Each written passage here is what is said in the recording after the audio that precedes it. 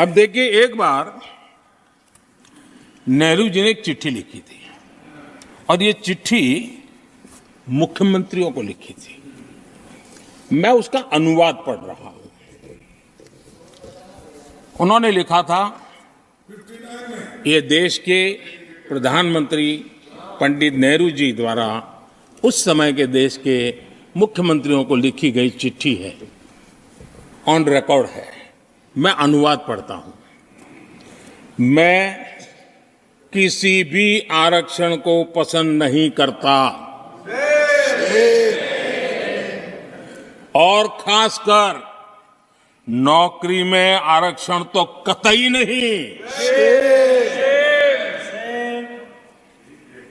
मैं ऐसे किसी भी कदम के खिलाफ हूं जो अकुशलता को बढ़ावा दे, जो दोयम दर्जे की तरफ ले जाए। ये पंडित नेहरू ने मुख्यमंत्रियों को लिखी हुई चिट्ठी है। और तब जाकर के मैं कहता हूं, ये जन्मजात इसके विरोधी है। नेहरू जी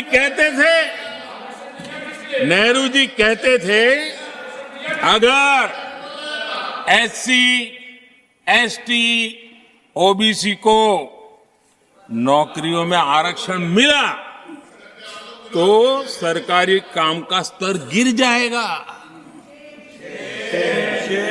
और आज जो आंकड़े गिनाते हैं ना कि इतने यहां है, इतने यहां है, उसका मूल यहां है, क्योंकि उस समय उन्होंने रोक दिया था रिक्रूटमेंट ही मत करो। अगर उस समय सरकार में भर्ती हुई होती और वो प्रमोशन करते करते आगे बढ़ते तो आज यहां पर पहुंचते। सभापति जी, ये कोर्ट में पढ़ रहा हूं, आप वेरीफाई कर सकते हैं। मैं पंडित नेहरू का कोर्ट पढ़ रहा हूं।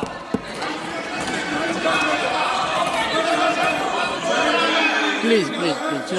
और आदरणीय सभापति जी, Leader of opposition was heard in rapt attention. Are you setting this example? Leader of opposition was heard in rapt सभापति attention. Ji, Please sit down. Sit down. आप तो जानते हैं नेहरू जी ने जो कहा वो कांग्रेस के लिए हमेशा से पत्थर की लकीर होता है। नेहरू जी ने कहा मतलब पत्थर की लकीर उनके लिए। दिखावे के लिए आप कुछ भी कहें, लेकिन आपकी सोच ऐसे कई उदाहरणों से सिद्ध होती है। मैं अनगिनत उदाहरण देख सकता हूं, लेकिन मैं एक उदाहरण जरूर देना चाहता हूं, और वह उदाहरण मैं जम्मू कश्मीर का देना चाहता हूं।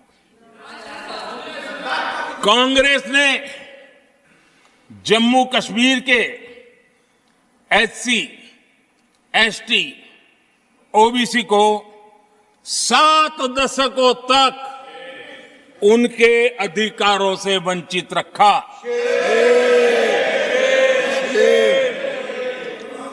आर्टिकल 370 में हम कितनी जीतेंगे उसकी बात अभी नहीं कर रहा हूं। आर्टिकल 370 को निरस्त किया, तब जाकर के इतने दशकों के बाद एसटी, एसटी, ओबीसी को वो अधिकार मिले जो देश के लोगों को बरसों से मिले हुए थे। उसको रोक के रखा था। जम्मू कश्मीर में फॉरेस्ट राइट्स एक्ट उनको प्राप्त नहीं था।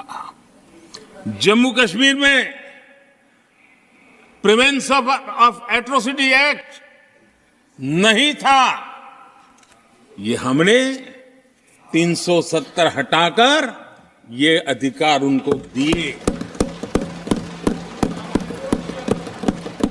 हमारे एससी समुदाय में भी सबसे पीछे पीड़ित कोई रहा तो हमारा वाल्मीकि समाज रहा, लेकिन हमारे वाल्मीकि परिवारों को भी 7 दशक के बाद भी जम्मू कश्मीर में रहे, लोगों की सेवा करते रहे, लेकिन डोमिसाइल का अधिकार नहीं दिया गया।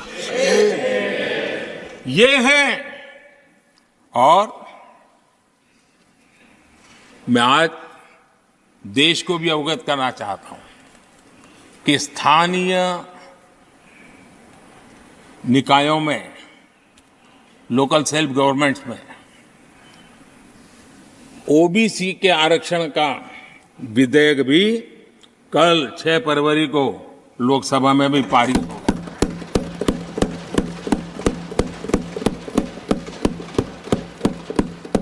आदरणीय सभापति जी, एससी, एसटी, ओबीसी उनको बड़ी भागीदारी देने में कांग्रेस और साथियों को हमेशा परेशानी रही है। बाबा साहब की राजनीति को, बाबा साहब के विचारों को खत्म करने के लिए कोई कसर उन्होंने छोड़ी नहीं है। वक्तव्य अवेलेबल है, चुनाव में क्या क्या बोला गया है वो भी अवेलेबल है।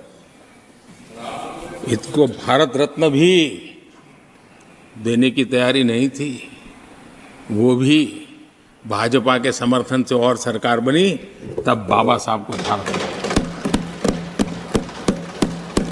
इतना ही नहीं, सीताराम केसरी अति पिछड़ी जाति से कांग्रेस पार्टी के अध्यक्ष उठा करके फुटपाथ पर फेंक दिया गया।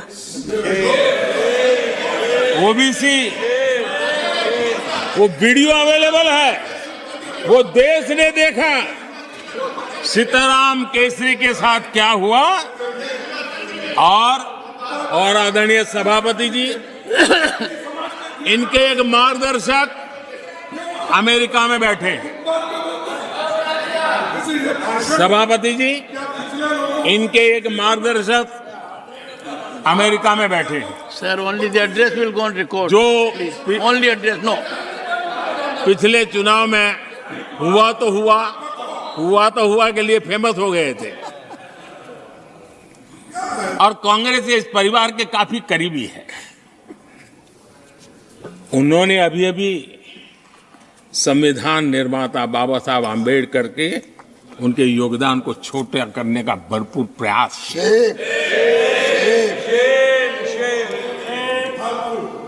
आदरणीय सभापति जी, देश में पहली बार एनडीए ने एक आदिवासी बेटी को राष्ट्रपति बनाने के लिए प्रस्ताव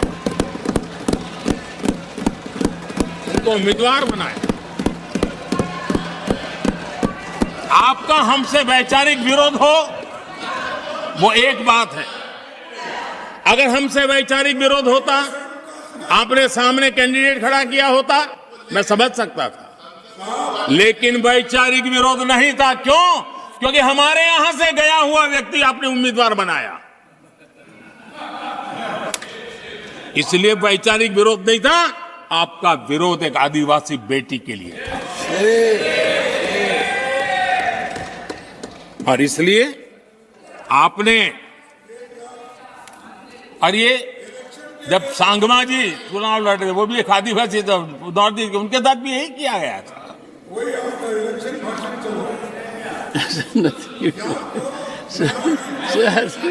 और आज तक सभापति जी, राष्ट्रपति जी का अपमान करने की घटनाएं कम नहीं है।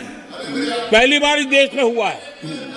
उनके जिम्मेवार लोगों के मुंह से ऐसी ऐसी बातें निकली है, शर्म से माथा झुक जाए। राष्ट्रपति के लिए ऐसी भाषा बोली गई है, मन में जो कसक पड़ी है ना, वो कहीं न कहीं इस प्रकार से निकलते रहती है।